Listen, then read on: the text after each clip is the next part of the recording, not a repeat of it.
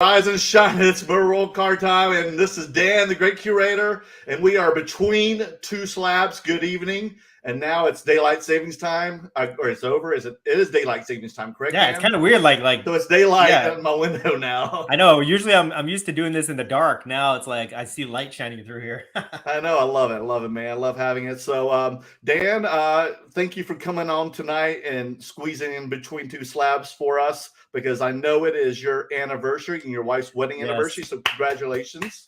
Yes, she's giving me a very limited number. She's giving me like 59 minutes, guys. 59 minutes, not even 1 hour, not even 60 minutes. 59 minutes to do this. I said this is for the curator army. I need to do it. I didn't get to put out a video on Monday. We didn't do anything last week, so I have to do it this week. So she said, fine. She's getting ready right now. So it takes her about an hour to get ready. So that gives me just enough time to visit with you, Merlin, to talk to the members of Curator Army, all the Merlin Maniacs, and our special guest tonight, who kind of came on super short notice, which is why we couldn't reschedule in the first place. So we definitely have to take advantage of this while we can. Well, it's because he's really busy. He's going to be in Texas. He'll explain later, but he's a pretty busy guy. And he was like, you know what? I've got tomorrow if you've got it. And I was like, well, let's take it while the opportunity's hot, right? Yeah, definitely. So thank your wife for letting us do this tonight, Dan. Yes, appreciate it. Let me just say hi to some of the let's do it. People in the chat here. Jago's always. What's up, Jago? It's Global Sports Card Investor, our friends What's from up? Australia. Good day, American Amigos. Good day in Australia. Sports Card Mover. Good to see you. Happy anniversary, GC. Yes. The McCracken is in the house. McCracken. Oh, good to see you, buddy. Have you recovered? Yes. You look like you recovered, Dan. I know. Yeah, I'm feeling good now. I'm well rested. I took last weekend off from doing card shows, so that's good. Took a couple days off from doing content, so I'm fully recharged and I'm ready to go. I'm super excited about tonight. Oh, check it out. Michael Golden is in the house. What's up, Michael Golden? Yeah, that's going to be a nice surprise for Randy. Leon is in the house. Leon Underwood. Hey, man. Yeah. What's up, dude? So let's just get right into this. For the people that don't know and who Randy Martinez is and why we're having him on Between Two Slabs, let's give a little bit of backstory to why this is significant, okay, for you guys out there. Let me start with it first here, because what were you going to say? Were you going to say about Star Wars or what? I was just going to talk about the Kurosawa card when I first found out about it from you in Atlanta. Well, that's what I'm doing. I want to set these up first with these cards, and then that's going to give you the punchline or whatever to the card that we're eventually talking about, and while we have Randy on the show here. So anybody, if you don't know who Randy Martinez is, check him out at Randy Martinez on Instagram. But anyway, Dan and I have been really digging the 2021 Star Wars Chrome, Top Star Wars Chrome Galaxy series. They've got a lot of cool parallel cards in there, autographs, everything. The artwork is tremendous. It's probably my favorite modern Star Wars card. There's the box, and I've got a couple myself. Even Dan's got one of mine, so don't open mine yet, Dan. This is yours. This is yours right here. Not yet. And it's live rip, guys. Live rip. So I'm going to show you some of the parallels here. I mean, these aren't all Randy Martinez. They're all different artists and graphic design people. So like they've done like posters. That's the purple refractor, as you see here. One of Darth Vader, and if you turned it around, it's numbered like out of 25. Here's one of the Millennium Falcon. That's like a Mojo refractor. Another purple of the Mandalorian Visions card. Purple. Here's a real like a cracked ice prism of Yoda. Another one of Darth Vader.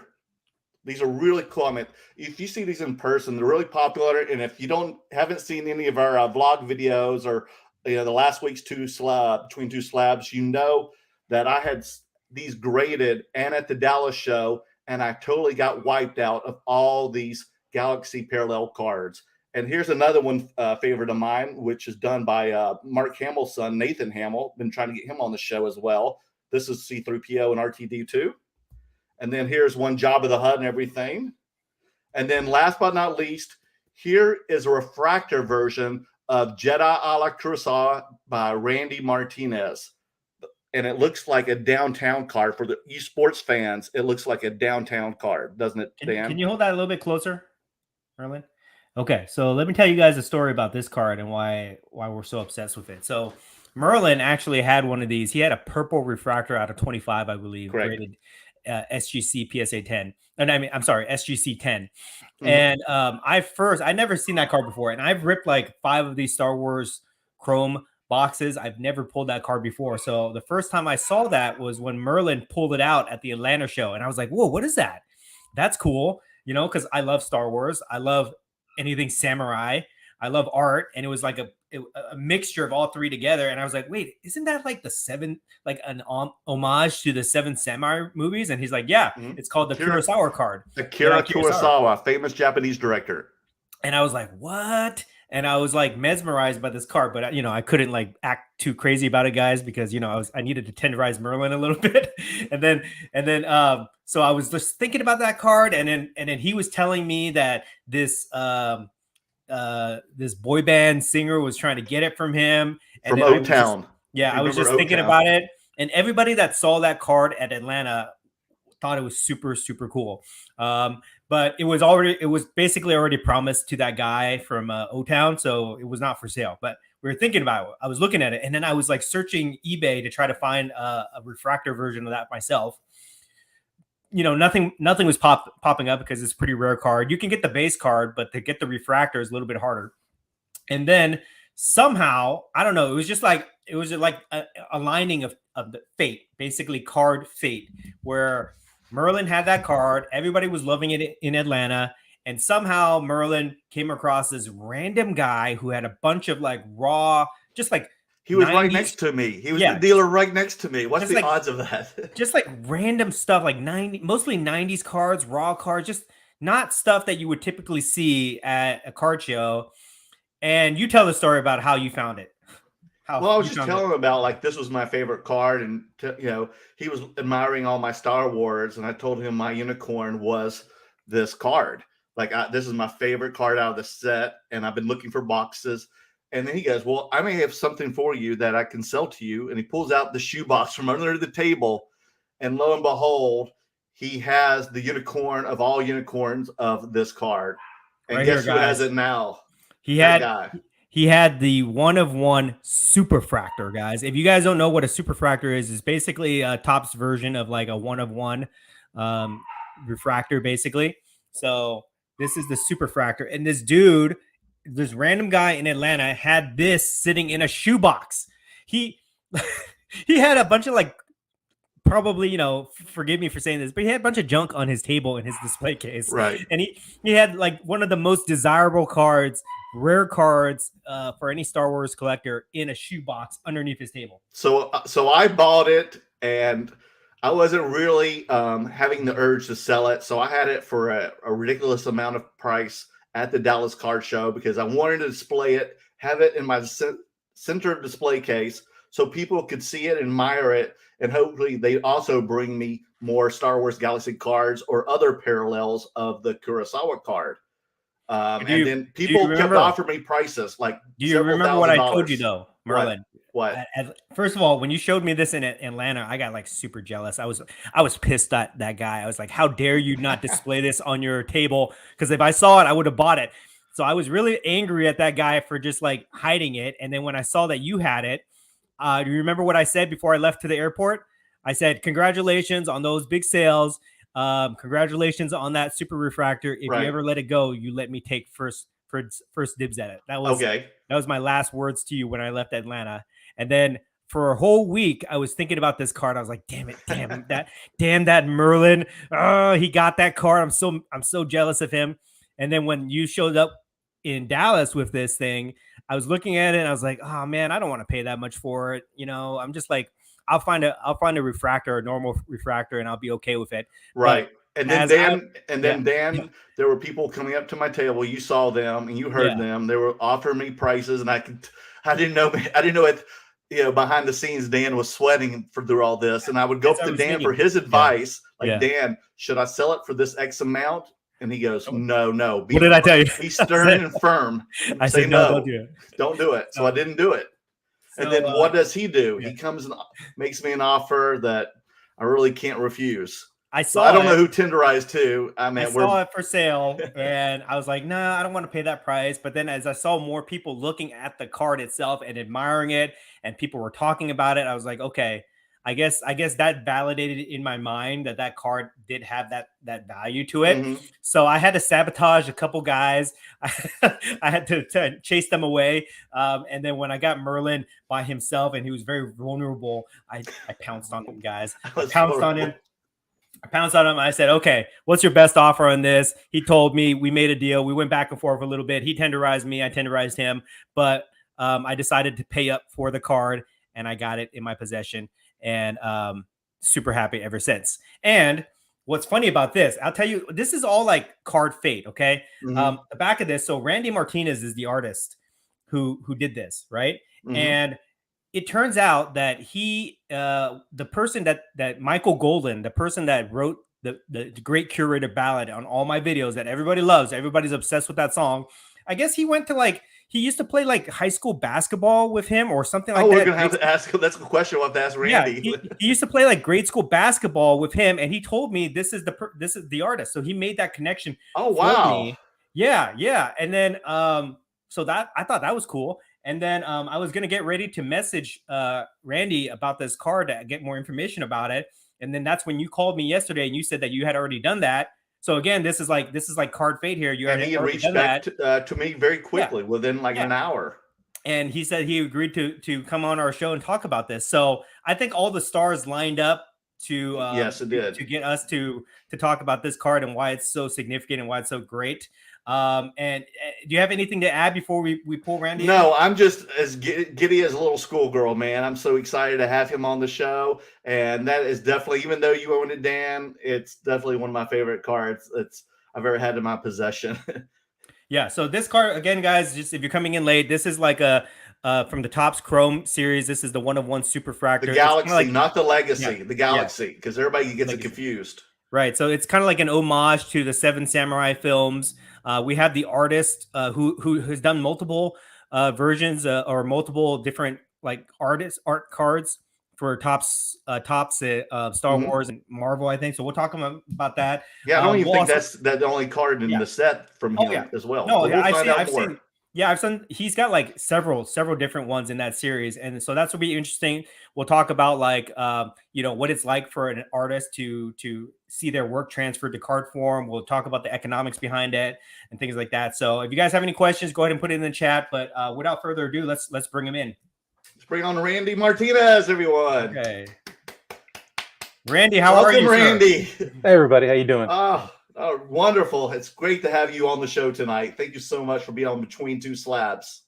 Yeah, you guys just happened to catch me in where I have a little itty bitty window, so it worked out really well. I love that itty bitty window. So, Randy, in a short, few paragraphs, tell us and the viewers more about yourself. In a short paragraph. Well, no, a couple paragraphs, I guess. Couple. Well, I am a professional illustrator. I've been doing this since before probably I could legally work. My dad was an artist, so I was an apprentice to him and got paid to do some work for him and things like that. But my professional career probably started when I was about probably 16 or 18. And then while I was in art school, I got some work. But the big thing for me was when I started working for Lucasfilm, which was in 1999, which is right after Episode 1 came out. And I've been doing everything from Topps trading cards to pinball machines, which you can see right behind me, T-shirts, mugs. I mean, anything that you can imagine that Star Wars makes, which they put their stuff on everything. I've had my artwork on. And so it's been a great blessing. It's been a lot of fun, and it's opened up some unbelievable doors and opportunities for my life and my career to go all over the world. And I'm really thankful and blessed to have that opportunity. So, yeah, so you've seen the card that Dan and I had been fighting over, which is yours, and that's the whole reason we've got you on here, because we just love this card so much, and I wanted to reach out to you, and you're on the show, and then like Dan said, I don't know if you've seen any of his videos, that the guy who does the theme music for him knew you in high school. Is that right, Dan? Yes, he's actually in the chat right now. So when he starts making some comments, we'll get to it. But Michael Golden, if you remember him, there he is right there. There he is. Hey, Mike. But I wanted to ask you, so Randy. So we're pretty obsessed with this artwork. Where does this register in your portfolio? Like, do you remember doing this? Is this? I do. So that just to give a little history on it, is actually a reprinted card. They put the refractor stuff on there. That was from Galaxy 6 or 7. I can't remember which one it was, but I did 3 cards for that, and my job was to create basically art that was influenced, or what movie genres influenced Star Wars. So of course, there's the Kurosawa movies, the Seven Samurai, of course, and Hidden Fortress, things like that. And then I also did a horror piece and a pirate piece, and we were supposed to do a whole bunch of them, but I only got around to doing the 3. But that was the most popular one, was the Seven Samurai, and which is funny. It's so the card. It's called what? What do they call it on there? They call it Jedi. Kurosawa. Yeah. Yeah, that's not what I titled it. What was it originally titled? It was just the 7 Jedi. That's just. Oh, really? Okay. Yeah, that's all it was. So that wasn't you naming it; they named it then. They renamed it for the refractor, I guess. But it was so popular and a big hit back when I first did it that George Lucas actually bought the original art. So it's in George Lucas's archives. He owns the original so awesome. art. Oh, it is. Yeah. So that's pretty cool. He owns quite a bit of my art. It's that's pretty cool. They came out with a book called Star Wars Illustration back in 2000, I want to say 12, and it was completely curated by George Lucas, and he put in his favorite illustrations from his own collection. And I have like 3 or 4 pieces from throughout my career. At that point, I hadn't done the 7 Jedi yet, but he had pieces from when I first started and pieces up until like just really a few months before that book came out. So that was really an honor that he chose my artwork several times. Now, do you have other designs in this Galaxy series? I honestly, I don't know. So when you guys, wow, yeah, when you guys wrote me, Michael actually wrote me, he said, "Hey, look at this card somebody pulled of yours. It's really cool." I'm like, "Oh, that's awesome." I didn't know they made this set. They often don't tell a lot of the artists unless you are actually commissioned to do a piece for them, and they say, "Oh, it's going to be for this, or that set." But for this, my work is obviously reprinted, and there's a few other cards that people have shown me that were reprinted from other sets and things like that. So yeah, they don't tell me. All the people that I used to work with back when we were doing a lot more art, those guys are all gone. So a lot of these young guys and girls that work at Tops, they really don't know who I am. So. Can I ask you about that, Randy? Yeah. Do you own the rights to this artwork, or does Tops own it, or? I don't. So the way it works pretty much with any any intellectual property is that you own the original art, which means that the painting that I did for the 7 Jedi, I owned that until I sell it. So I sold it to George Lucas, but the rights, whether it be Star Wars or Batman or Spider-Man, those belong to the intellectual property. And that's why it's a good little point. I'm going to make a little side thing, why it's really important for people to buy licensed product.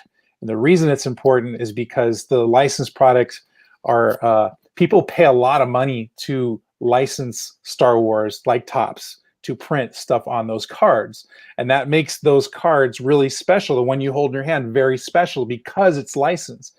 And the more that people make unlicensed artwork and they're selling it, it really waters down the price, number one, but it also waters things down because a lot of fans don't understand what the difference is.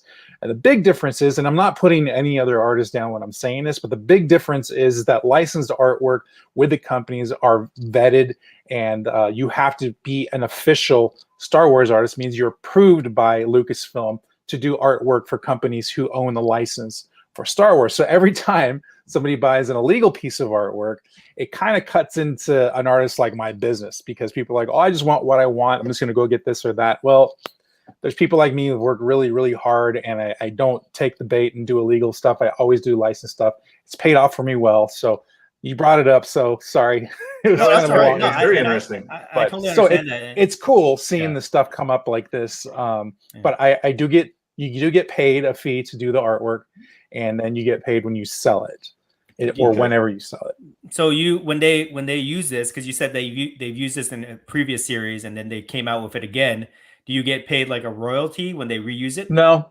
Oh, no, really? So Really? yeah. So a really good example of that is you're probably familiar with the Mary Sithmas shirt that comes out at Target pretty much every year with Darth Vader playing the piano in front of the. That's mine. That's my artwork. Oh wow! And so they use that like every year. But I got just paid once, and I got paid when I sold the original art, and that's it. And they own the rights. And y'all need a union. So okay, so to ask a follow-up question, so like if somebody asked you to commission a picture of this, you couldn't do it. I could paint something original. It has to be a one of one. Okay. I cannot. I personally cannot make reproductions of any kind. Oh, okay. So you could, like, somebody could commission this from you, and it wouldn't infringe on tops, basically. No, something similar. It's then it's just it's an artistic expression then, and that's not illegal. There's nothing, that's just me saying what I want to say. But I'm not trying to go make reproductions and copyright infringements on that at all, ever. Interesting. Well, see, that answers the question, because we didn't understand the economics of it. Yeah, that's very interesting. Artists design these cards. Yeah, like every time they sell the cards, do they get like a royalty for it? But I guess you just you do it one time, you sell the rights to it, and then the new owner can do whatever they want with it, essentially. Pretty well, no, not the new owner. So the original art itself. So George Lucas does own it, but I have other pieces that are owned by other collectors. They just own the physical art. They too cannot do anything with it. They can't make reproductions. Only like Topps can license that piece of artwork, but somebody else who has a license. So let's say Target has a license to make Star Wars t-shirts. If they wanted to make a t-shirt out of that Jedi piece and Lucas said, okay, that's cool, then they could do it. They have to pay a fee for it, for that license, but that's it. Oh, wow. Very interesting. I never knew that. Yeah. And on an individual basis, it doesn't sound that good, because they just say, oh yeah, well, they can print it as many times as they want, but the way that I put it is like, what if somebody took your face and they started printing on t-shirts, and for whatever reason it started selling and they started making $1 million, but never paid you a dime for your face?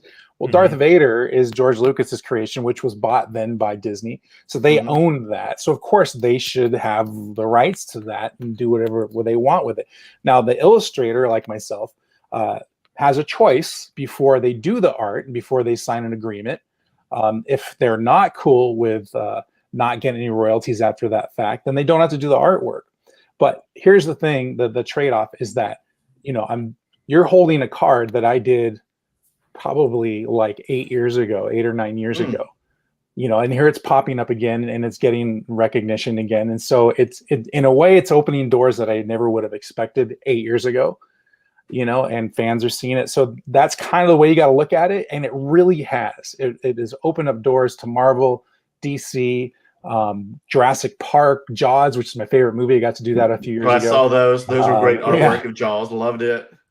Yeah, Stranger and Things to us all. You did Stranger Things. Yeah, and so then of course people buying the originals and making originals and other art ventures. So it's about building a career. It's about building a brand. And that's what Star Wars has really done and helped. And I wouldn't be where I was if I didn't make that decision to do licensed art with them. So this is like part of your portfolio then, that you show off when people like look you up and they try to commission more licensed work from you. Absolutely. Yeah. And if it's not, if it's not up there on my website right now, then I'll probably put it back up because it's current again. You do so much artwork, and I used to put everything I did on my website, and it's just it's too much. It's too much work, and then also you got to keep yourself current because you grow and you change as an artist, and but that piece is a stayer, so I should probably put that back up there if it's not on there already. I think it is. I think I saw Yeah, I think I saw the regular one, the white version of this, but Uh, I wanted to ask you, like, what can you tell us a little bit about the inspiration behind this? That did like the Tops or Lucasfilm, did they say, hey, we want it to look like this, or did you just come up with this yourself? That was my concept. I honestly I can't remember the whole movie genre series concept, if that was theirs or mine. It might have been mine. Because for Galaxy, one of the great things about that series is that they pretty much let you come up with everything, concept to composition, to pretty much everything like that, and you go through the whole approval. It's a long process when we did those. It's almost a year's worth of going back and forth, and then you got to get it approved by Lucasfilm and all that. And so, if you look at it closely, my whole thing, I love composition. To me, if composition is not good, you can never recover from that. So composition is everything. And to me, if you look closely on that, the foundation of it is the yin yang. So if you look at the sun that's up there, that dot, Yes. look at the negative space shape, and then look at the positive. Positive being all the Jedi. Yes. So it's really kind of a square shaped yin yang. If you look at that closely. Oh, I see. Oh, yes. yeah. Now I see it. Interesting. So that was really the basic of the concept. Oh, wow. What a discovery. Seven Samurai piece. And I took a Asian art class in college. And so there was some aspects from some of the Asian art that was really fascinating to me that I had an opportunity here to bring back up into my art. And it was a lot of fun, and actually deciding which Jedi to put in there was the hardest one to do. Yeah, I wanted to ask you that. Like, so I mean, you got some of the main Jedis here, but you got some random ones like Shakti, and then who's the other one? Sakura. Ayla Sakura. Yes. Are these your favorite Jedi or something, or how did you? At the time, I think I wanted to put as many different species of aliens / Jedi in there because that's really important to me. That's what I figured. It represents diversity in our own culture to me, and that's important. But also color. I didn't want everything to be the same color. So Kit Fisto at the top is green, so that kind of adds a little green to the piece, and blue with Ayla Sakura, and the orange in Shakti's skin. So obviously this was before Ahsoka was created. So because if she was, I probably would have put her in there instead of Shakti. But basically, I knew I wanted Yoda, Anakin, and Mace Windu and Obi-Wan. So those were my fixtures. The other ones I just kind of filled in to make a kind of cool piece. It just kind of kept growing. Awesome. Love it.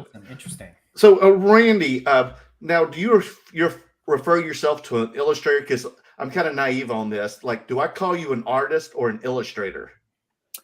Either one is fine. Okay. Being an illustrator is just kind of being more specific to how I make a living being an artist. An artist, a fine art painter. The kind of the difference is illustrator / commercial artist is the old way they used to call it. Is that a commercial artist / illustrator usually gets said, okay, we're going to pay you to illustrate this. Okay. And then you do it and you get paid.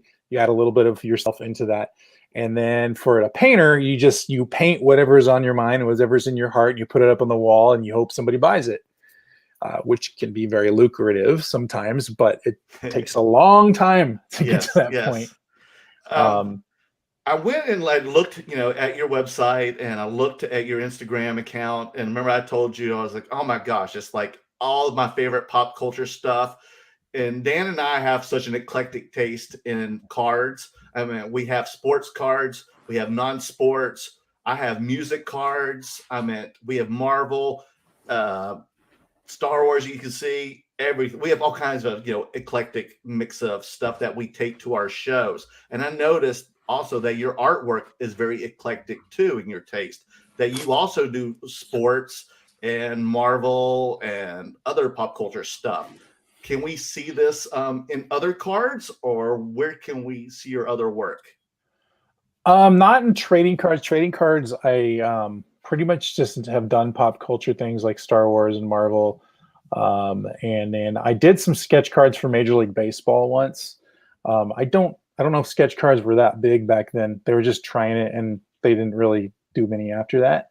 But I would love to. I do artwork for the San Francisco Giants. That's one of my clients. Oh, nice. I've done stuff for the San Diego Padres, and I love sports. I was a basketball player. Obviously, we kind of touched on that a little bit.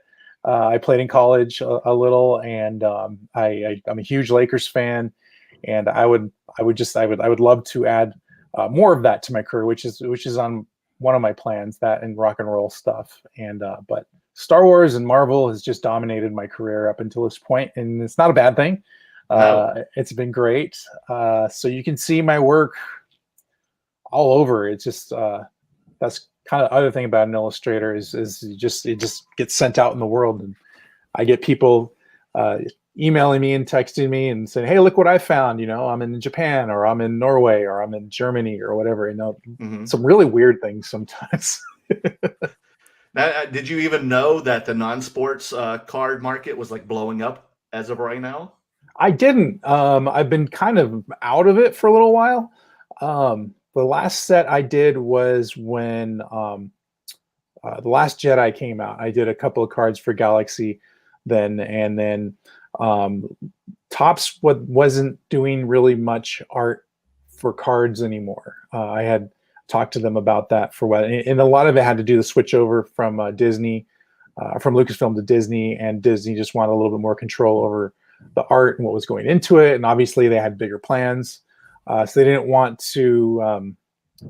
They're just really careful with what goes into the brand. So Topps told me that it was just kind of too big of a hassle at that point to get artwork done, sketches, and then just go back and forth just to get it rejected, which happens. But they were also, it was about the time they were starting to do digital cards. Okay. And they just kind of put, I think, their focus more into that. And and this is just kind of hearsay too. I mean, I'm just going by what some people have told me. But it's okay. I mean, it happens. Just you get other clients and you do other things, you know, and that's about when I started doing pinball machines and things like that. So tell us about your pinball machines. I know, did you tell me you were going to an event next week for the pinball machines? Yeah. So in Texas, it's in Frisco, Texas. It's just outside of, out of Dallas. And it's the biggest pinball machine basically convention. They call it the Texas Pinball Festival. There's going to be hundreds and hundreds of pinball machines and arcade games there, and you pay a fee and basically play all you want. And they're going to have vendors and food and all kinds of stuff, and everybody's really excited. And I'm kind of new to this in terms of the pinball arena. My first pinball machine was in 2019, which is right behind me. It's the Star Wars comics pinball machine. And that is basically we took what was already there. They have a Star Wars pinball machine. I think it came out in 2014. Okay. And they basically wanted to update the art on it. So they came to me and they said, really like what you're doing. There's actually a guy from Topps who gave them the heads up about me, a guy who used to work there. He's like, got to talk to this guy, Randy Martinez. He'd be perfect for it. So it came out in October of 2009, or no, a little bit later than that, in 2019. But it was going into 2020, you know, with some head steam, and I was going to go do all these conventions to support it, and then COVID hit, and it just it killed all the momentum of that game. So I was kind of bummed about that, but it came out great. But I was bummed because it canceled all the conventions, it canceled everything we had lined up. But luckily, they came to me and said, "Well, hope you're not too busy during this pandemic." Because we have another game for you. So this time it was The Mandalorian, and I did three different pinball machines for that instead of two, which I did two for Star Wars comics, and that came out this last year in 2021, and just a huge hit. It took off like a rocket. People are loving it. It made GQ's top like 10 cool things to buy in 2021. I'm really, really proud of it. Not just because of the artwork, but the one thing with the pinball machines is such a team effort. There's a light guy, there's a programming guy, there's the guy who designs the game, there's the guys who do the music, there's all kinds of stuff. And we all had to meet via Zoom and which we probably would have done anyways because they're in Chicago and I'm here. But it actually forced us to think outside the box. And then on top of that, the game was changing with every episode that came out of season 2, because Lucasfilm wouldn't let us know anything about the show before it came out in an episode. That's how secretive they were. So a good example of how crazy that was is that we had this whole thing planned with a Razor Crest spaceship, and then halfway through the season they blow it up. Oh my god! So, I pre-ordered the toy. I pre-ordered the toy from Hasbro, and then they blew it up before we even got it. Right. So we had this whole thing planned, and like half of it had to get scrapped because nope, we're not going with that storyline anymore. It's like you could have told us like don't do any more Razor Crest stuff. You didn't have to tell us a story. Yeah, at least tell you something of that. Like, let's cool off on that Razor Crest idea a little bit. You're really not going to spoil much, but you just say don't do it. So that was a funny morning after that episode. Everybody's like, did you see that? They just blew up the Razor Crest. I was so sad. So we can see your pinball creations on your Instagram and website, right? Yes, you can. And then get information about this festival next week too, right? Yeah, it's on the 25th through the 27th, I believe. And it's a lot of fun. Frisco, Texas. I'll be there. I'm bringing lots and lots and lots of art and the official stuff that goes along with the Mandalorian and the Star Wars comics. Now, have you had any of your work in Marvel cards? Only in sketch cards. In the sketch cards. And how do they approach you about these sketch cards? Because Dan and I have like a stack of them. You open up a box, from Star Wars or Marvel, and then we'll have the artist. And sometimes I'm like, who is this person? And how do they do these? And how do they get them into packs without like ruining the art or whatever? I mean, are you drawing or painting on the card itself? Like, how does this work? Yeah, so they just contact you and say, hey, you want to do this set? And they tell you how much they're going to pay you and how many cards you're going to do. And if you say yes, they send you blank cards and then you draw on them and color them and whatever they ask you to do. And you send them back and then they randomly insert them into packs of cards. And then you guys pull them out. They also give us some artist proofs so that we can do whatever we want with those and sell those outside of the packs. A lot has changed since I started doing sketch cards in 2003, I think it was, for Star Wars Heritage. This is probably a whole other podcast if you ever wanted to talk about that. Yes. Because I was one of the first people to start doing that. They changed some rules because of me, not in a bad way. I always say that it sounds very negative, but it's not. There was just I'm an artist and I'm really creative with how I do things, and including how I make a living. So there was just some things that they hadn't thought about at that point in terms of collecting, and they said, "Oh, let's not do that anymore." And so they changed a few things. Do you ever see these sketch cards that you do, because they're all one of ones? Do you ever see them pop back up? Yeah, I do sometimes, every once in a while. I like to think people just hold on to them. Because I opened up a box of Mandalorian season 2 the other night, and I didn't even know I got anything. And then I was looking through my cards, and I saw this like stuck on the back of the other card, and this is, I guess that's Boba Fett. Oh, is that okay? Somebody did a. And I don't know who the artist is. Like sometimes I can't tell who the artist is. Do you know who that is? I have no idea. Me either. I have no idea. But it's pretty cool. It seems like it's like oil or something, because it's kind of, or maybe watercolor, because it's spread all over the place. And it was really probably watercolor. Oil's not a good idea to put on. And you know what's funny is I've tried to tell some artists that don't paint oil on these cards because they'll dissolve over time and it'll ruin them.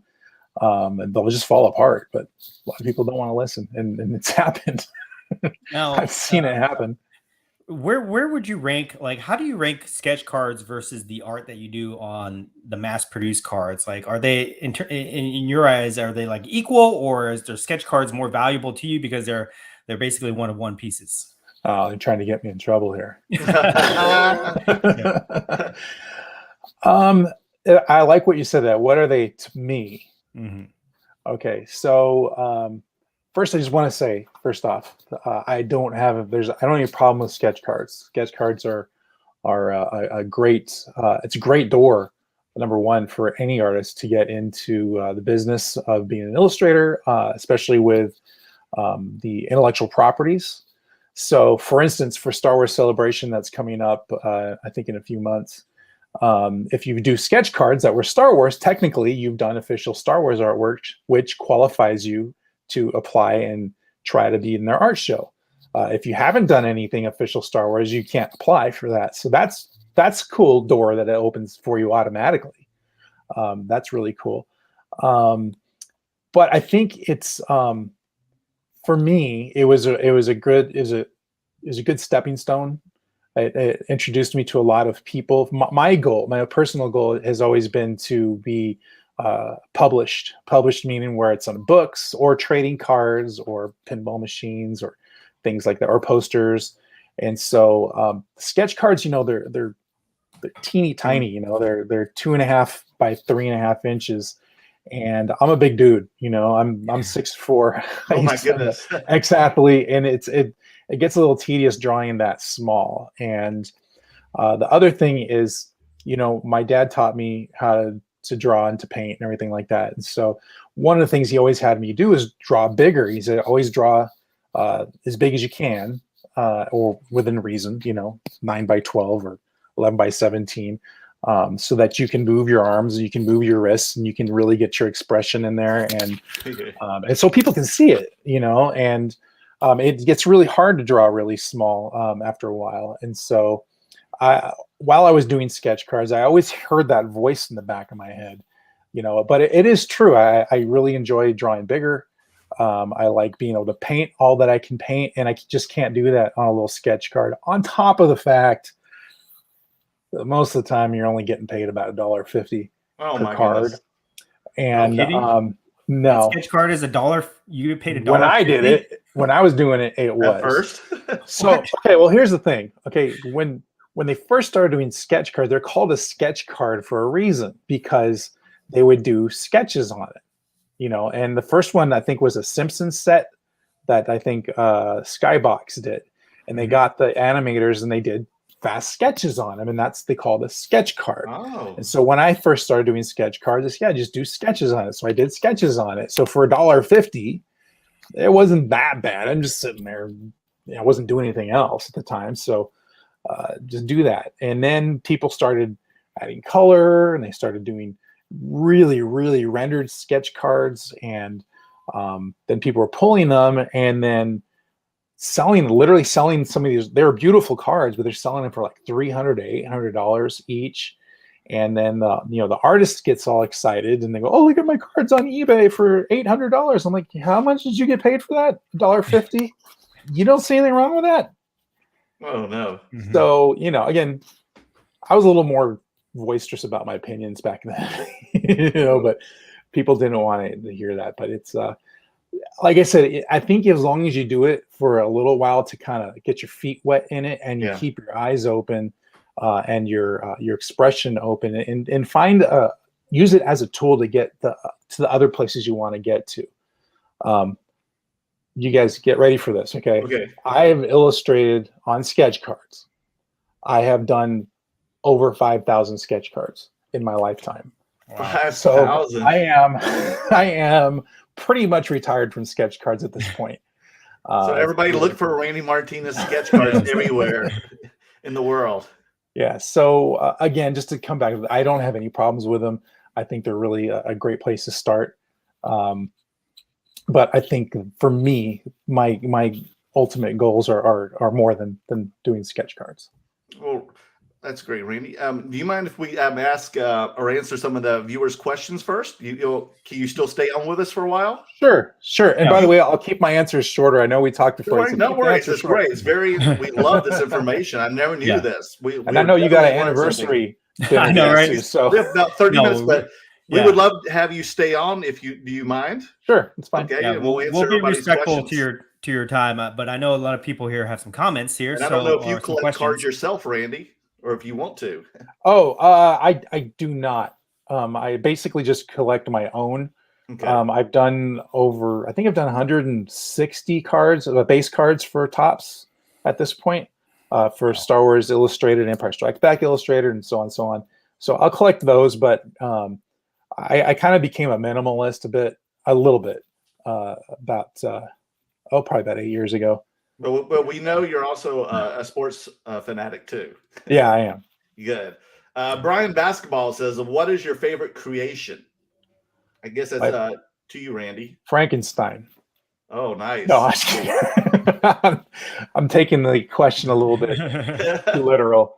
You know what? It's really hard to say, but I would say right now, because it always changes. Right now, it's the pinball machines that I've created with Stern. Like I was referring to, I love the team effort by everybody coming together, and we really click together. And I cannot wait to start the next machine, which I can't tell you what it is. Oh, I can't wait to play one, man. I love pinball. Then Brian Basketball asked, if you hired to sketch a car design, but it is used on other products to get you in any commission? Well, that's okay. I see the question kind of where there's a problem. So usually, safe as for tops, they don't go sharing those sketches with everybody if it doesn't get used. If you there's basically what's called a kill fee. So if you get like halfway through a project, this is pretty much with everybody, then you'll get paid like half of what you're going to. If you get it to completion, which this happened on a set, I did a set of Star Wars Wacky packages. It was 55 cards. You guys are never going to see them because they literally were going to press in the 11th hour. Disney bought Lucasfilm, and they said no one's ever going to see these. Oh, wow. So they canceled the whole project. But I got paid for everything that I did. And then the great thing is I got paid double because Disney did not want any of these images to get out for whatever reason. So they made Topps buy the original art from me so that I couldn't do anything with them and sell them. Wow. So I got paid twice on that, and no one's ever going to see the artwork. Definitely a silver lining. But to answer his question, just to end it, no, you can't do that. But I have also learned that I can't, as an artist, you have to be careful with your ideas that are out there, because unfortunately I did a piece that was an idea that was not for Topps. It was just for myself, and it was a really good piece. And another artist, and I'm not going to say any names, somebody that everybody knows, saw it, and a couple months later came out with basically the same exact idea, a little bit different, and they got a big job out of it, and blah, blah, blah. And it happens. And I'm not sitting here saying, oh, I'm sour in my career. I'm just saying, to answer his question, that was my lesson in that, is you got to be careful with your ideas until it becomes official, like with Topps. That's good. Besker Collectible said that Mando painting is so sick in the back, Randy. Oh, which one's he that one back there? To? Oh, he's on the left over your shoulder. Look at, oh my gosh, oh baby Yoda. What are those? Are those posters you made, or for the pinball? Those are hanger banners that Stern uses at like conventions. So they'll either hang them from the rafters, or they'll put them behind the stage or whatever. So that's probably about a 5-foot banner. Wow. And that is the side panel of the Mandalorian Pro. I think it's the Mandalorian Pro version. So they just made a big one. And then the Darth Vader one was the side panel of the one that you see right behind me. You see Luke there with the lightsaber. On the other side of the back box is Darth Vader, the side that you can't see. That's so awesome. I love it. Brian asked another question here. Randy, good eye, by the way. Randy, what was your first piece of art that you sold? How old were you? I'm just going to take a shot in the dark. I was probably 10. Oh, wow. Really? Yeah. He's been at it a long time, guys. 10 years old, and he turned pro. Wow. And are you from the LA area?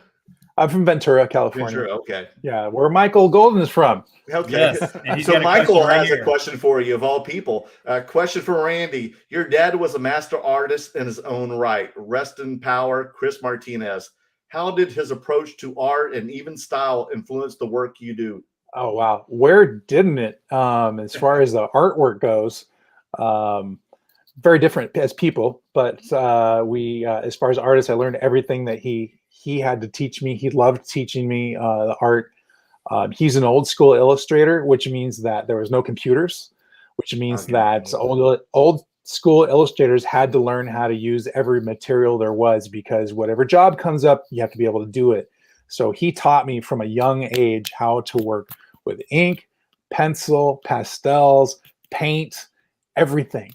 So, and he was a cartoonist primarily and caricaturist, and that was one of my first loves. I love Mad Magazine, or I did love Mad Magazine when it was around. And Mort Drucker and Jack Davis are some of my favorites, and they were my dad's favorites. And so, yeah, my dad's influence on my art is there's really no meter for that. It's too big, and it's unfortunate that no one's gonna ever know who he was, except for the people in Ventura. He was a great talent, and yeah, that's another story. Good to hear. Ryan Bitter says, really impressive art, Randy. Thank you. Definitely, Ryan. Michael Ham, good to see you, Michael. Who are the current other artists Randy likes? Oh, wow. Are you allowed to say? I don't even know. Well, there's just so many people out there. To be honest with you, I'm so busy, and I don't mean this in any way being arrogant or anything, but it's I don't really look at a lot of artwork right now. Probably not in the last 5 years. It's just I've been so busy. I need to get on that. Well, but like I said, Jack Davis, Mort Drucker, Sergio Algonis, who's a friend of mine, some of my favorites. Marvel Guy 239. What sets has Randy done in Marvel? In Marvel, okay, so I can't remember all of them, but all of I don't know what it's called, but the really expensive sets from Upper Deck. Is it Marvel Masterpieces? It might be, but they're really expensive packs of cards. I have done those. I've also done a few like smaller sets for Upper Deck, like Deadpool and Ant-Man and Avengers, things like that. And then there was another company, I believe it was Rittenhouse. Yes. Rittenhouse. I did a lot of sets for them. All right, next question. Do we have any more? We got a request. Let's see. DYLLM. Hey, Randy, please approach Panini Fortnite Epic Games to do some art. It's the perfect medium for artists, illustrators, and would be awesome for the Fortnite cards. Have you been approached for Fortnite cards? I have not. You know, there's been a real changing of the guard in a lot of art directors and things like that. COVID really shook things up during the pandemic. And like I was saying for Topps, I mean, I was joking a little bit, but I was serious. When I went to New York Comic Con last October, I went to Topps booth, which I always do, and go say hi to everybody that I work with and things like that. And it's good to do that to also see if there's any new work. And I went there, and literally everybody was new. None of them knew who I was. None of them were familiar with any of the work that I'd done with Topps. So it was kind of like, okay. But there's a lot of other companies that I had worked with, and a lot of people left those jobs and they got rehired with other people. And it's just kind of, it's a little scary sometimes, but it's also liberating because it just means I got to go out there and find other work. So these people that you suggested with Fortnite and Panini, it's like, those are all, I know who they are. Mm-hmm. So I need to go introduce myself to these people. Now, have you done stuff for like Mondo? I have not. I've heard about them. I've seen the stuff that they do. Sometimes it's a matter of style if you fit in with what they do, and they definitely have a specific style that they do that I'm not sure that and I don't mean this as a lack of confidence. I'm just not sure that it's a style of art that fits what I want to do.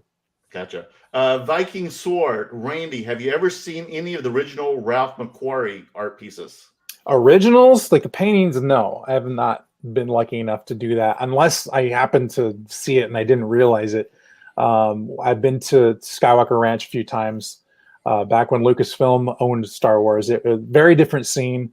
A lot of people that worked for them, even like myself, that were freelance, they treated everybody like family, and they would always invite people up to have tours and bring some family with you, and used to go to all those things. So they have art everywhere throughout there. So I could have seen it. I just didn't. It's a whirlwind when you go up there. There's so much to see, and it's not like people think you go up to the ranch and there's Ewoks walking around, and it's nothing like that. It's like Disneyland. Yeah, and then when you go into the studios, everything is it's very work orientated, but it's very comfortable. Everything's framed really nice, but there's a lot to see, and it's not all Star Wars stuff or Indiana Jones stuff. There's a lot of beautiful art that George Lucas has collected from other movies and stuff from when he was growing up, and it's a lot to see. Nice. One card at a time. Randy, do you do private pieces? Meaning, if I asked you to do a piece, would you do it? Absolutely.